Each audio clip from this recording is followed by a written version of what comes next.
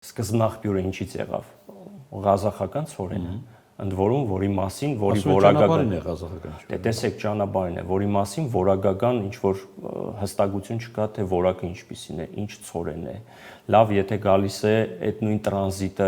եթե տրամաբանությամբ ենք շարժվում, ստացվում է, որ Ադրբեջանի երկաթուղային ցանցից է օգտվում, բայց մտնում է Վրաստան, հետո նոր Հայաստան է գալիս։ Այսինքն այդտեղ ոնց ստացվում է, որ Ադրբեջանը եւս տրանզիտ կոդի է այդ նույն ցորենի ներմուծման համար, բայց ի վերջո վերջնական պունկտը է, այսպես ասած, Վրաստանն է, որտեղից պետք է մտնի Հայաստան։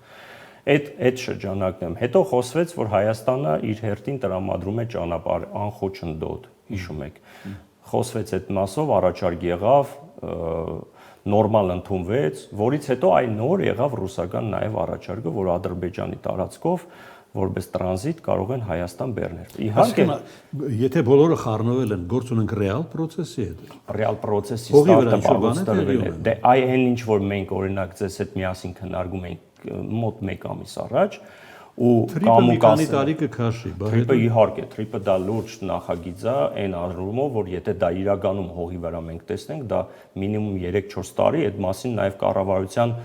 չգիտեմ կոմպետենտ մասնագետներ են թե ոչ, բայց համենայն դեպս 3-4 տարին նշել են, որ առաջիկա տարիների ընթացքում այդ շինարարական աշխատանքների մենակ ժամկետ պետք է դիտարկել։ Էլ չեմ ասում ենթակառուցվածքներ այնտեղ հազար ու մեկ, մանավանդ որ ոչ միայն ճանապարհ է անցնել, այլ նաև երկաթգիծ